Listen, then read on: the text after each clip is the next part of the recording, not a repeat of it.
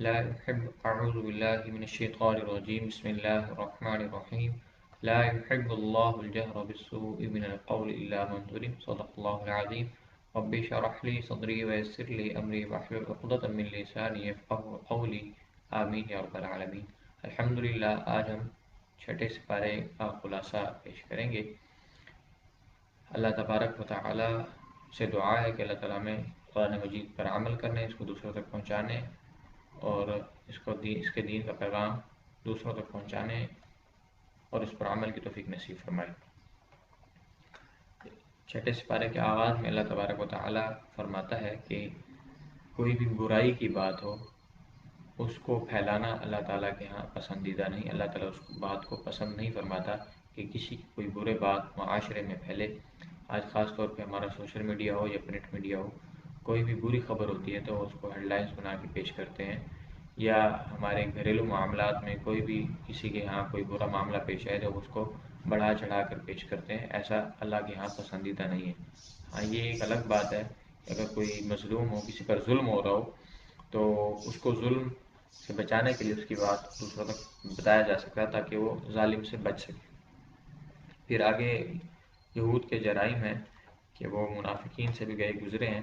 پھر آگے عقیدہ تثلیث ہے، عیسائیوں کا عقیدہ کہ وہ حضرت عیسیٰ علیہ السلام کو نعوذ باللہ اللہ کا بیٹا قرار دیتے تھے، اور وہ کہتے تھے کہ نعوذ باللہ انہوں نے کہا کہ حضرت مریم علیہ السلام اللہ کی زوجہ ہے، نعوذ باللہ، حالانکہ ایسا نہیں ہے۔ پھر اس کے سورۃ النساء کے آخر میں دوبارہ وراثت کے حقوق، آپ یہاں سے اندازہ لگا لیں کہ دوسری بار وراثت کے حقوق آ رہے ہیں جو کہ ہماری اکثریت پاکستان کی مسلمان اور دوست احباب نہیں دیتے۔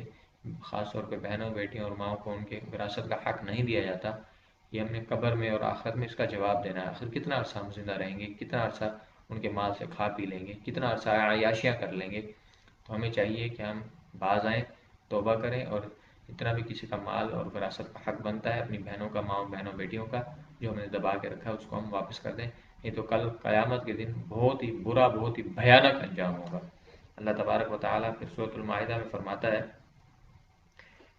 یہ آخری صورتوں میں سے ایک صورت ہے جو نازل ہوئی، اس میں حلال اور حرام کے احکامات بھی نازل ہوئے، تکمیل دین کا معاملہ بھی اسی میں مکمل ہوا۔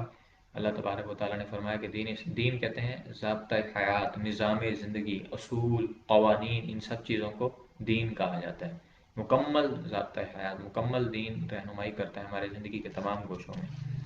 اس میں بتایا گیا کہ عہد، کسی سے کوئی وعدہ کیا جائے، کسی سے کوئی عقد کیا جائے، کسی سے کوئی تجارت کی جائے، لین دین کی جائے تو اس کو پورا کیا جائے۔ ہاں اگر کوئی نقص ہو اس کو واپس کرنا چاہے تو اس کو واپس کیا جا سکتا ہے۔ پھر حرمت کا بیان ہے۔ حرمت کی حکمت یہ ہے کہ اس میں صحت کے اور جسم کے نقصان ہوتے ہیں، نظریات اور فکر کے بھی نقصانات ہوتے ہیں، دین اور اخلاق کا بھی نقصان ہوتا ہے۔ حرام چیز جب انسان استعمال کرتا ہے تو یہ برائیاں اس کے اندر پائی جاتی ہیں، اس کی نظر کی، اس کی عقل کی، صحت کی اور دین کی برائیاں اس میں پائی جاتی ہیں۔ پھر حلال جو حرام چیزیں ہیں، مردار ہے، کوئی مرا ہوا جانور ہے، بہنے والا خون ہے، خنزیر کا گوشت ہے، وہ جانور جسے غیر اللہ کے نام پر ذبح کیا جائے، اللہ کے علاوہ کسی اور کے نام پر، کسی بھی اللہ کے علاوہ حتیٰ کہ کسی نبی کے نام پر بھی اگر ذبح کیا جائے تب بھی وہ چیز حرام ہو جائے گی۔ اب ہم اندازہ لگا لیں کہ جب اللہ کے علاوہ نبی کے نام پر چیز ذبح کی گئی چیز حلال نہیں ہے تو کسی بڑے پیر، فقیر، ولی کی دربار پر ذبح کی گئی چیز وہ کس طرح سے حلال ہو سکتی ہے۔ اللہ تبارک و تعالیٰ میں حلال چیزوں اور اللہ کے نام پر صدقہ خیرات کرنے کی توفیق نصیب فرمائے۔ پھر اللہ کے انعام و فضل کا اور احسان کا تذکرہ ہے کہ اللہ تعالیٰ نے مسلمانوں پر احسان فرمایا کہ ان کو وضو کا طریقہ سکھایا، پاک اور صاف رہنے کا طریقہ سکھایا۔ بظاہری طور پر انگریز بہت پاک صاف نظر آتے ہیں، لیکن جو صفائی اور جو پاکیزگی کا تصور دین اسلام نے دیا وہ کسی اور دین مذہب میں نہیں پایا جاتا۔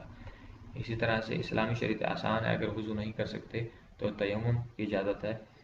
اصل مقصد دل کی پاکی اور سوچ کی پاکی ہے۔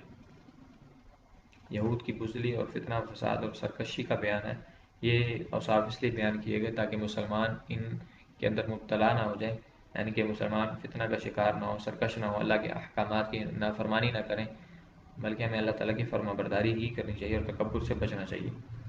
اگر ہم اللہ کے محبوب ہونے کا دعویٰ کرتے ہیں تو ہمیں عاشق رسول ہونے کا دعویٰ کرتے ہیں تو رسول اللہ صلی اللہ علیہ وسلم کی تعلیمات پر عمل بھی کرنا چاہیے۔ اللہ کے رسول صلی اللہ علیہ وسلم نے فرمایا، تم میں سے کوئی شخص اس وقت تک ایمان والا نہیں ہو سکتا جب تک تمام تر معاملات، تمام تر اس کے خواہشات رسول اللہ صلی اللہ علیہ وسلم کی تعلیمات کے مطابق نہ ہو جائے۔ ہمیں اپنی زندگی آپ صلی اللہ علیہ وسلم کی تعلیمات کے مطابق گزارنی چاہیے۔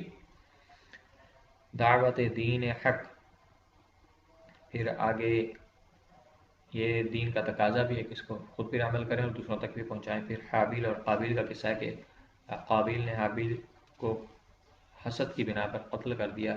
پھر آگے ڈاکوؤں، باغیوں اور فسادیوں کی سزا کا تذکرہ ہے۔ یہ سزائیں اللہ تعالیٰ نے اس لیے ذکر فرمائی تاکہ معاشرے میں جرم اور فساد اور بگاڑ جو ہے وہ ختم ہو جائے اور یہ سزائیں سرعام دی جائیں۔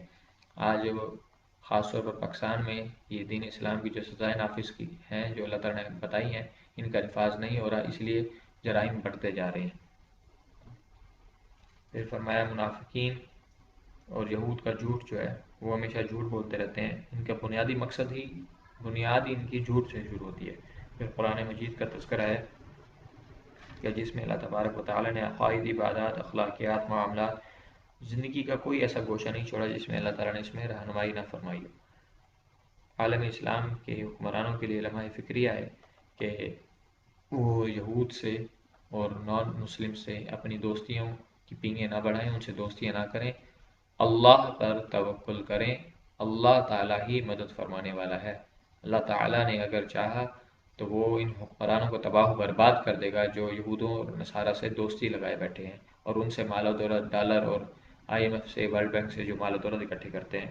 اللہ تعالیٰ ان کو اس دنیا میں بھی تباہ و برباد کرے گا، ان حکمرانوں کو بھی، چاہے وہ فوجی لیڈر ہوں، چاہے وہ فوج کے جتنے بڑے نمائندے ہوں، یہ مال و دولت کی خاطر کرتے ہیں۔ آخر سب نے مرنا ہے، ہم نے سب نے مرنا ہے، تو انشاءاللہ ہمیں چاہیے کہ ہم اللہ تعالیٰ کے ابھی بھی وقت ہے، توبہ کریں، پلٹیں اللہ تعالیٰ کی طرف اور یہ ڈالر ان کے پیچھے نہ پڑیں، اللہ تبارک و تعالیٰ کے احکامات پر عمل کریں، جہاد کی طرف نکلیں۔ اللہ کا دین تمہارا محتاج نہیں، اللہ تعالیٰ ہمیں تباہ و برباد کر کے کسی اور کو بھی لا سکتا ہے، کسی اور کو مسلمان کر کے ان سے اپنا دین کا پیغام دوسروں تک پہنچا سکتا ہے۔ پھر آگے فرمایا کہ یہود پر اللہ تعالیٰ کی لعنت اس لیے پڑتی کہ وہ اللہ تعالیٰ کی نافرمانی کرتے تھے، حد سے تجاوز کرتے تھے، جتنے بھی احکامات ان کو دے گئے ان کی نافرمانی کرتے تھے۔ اور پھر فرمایا کہ مسلمانوں کے سخت دشمن بھی یہ ٹھہرے۔ اللہ تبارک و تعالیٰ سے دعا ہے کہ اللہ تعالیٰ میں دین اسلام پر عمل کرنے، اس کو سمجھنے اور پھر دوسروں تک پہنچانے کی توفیق نصیب فرمائے۔ اقول قولی ھذا استغفر اللہ لی ولکم ولسائر المسلمین والمسلمات۔ السلام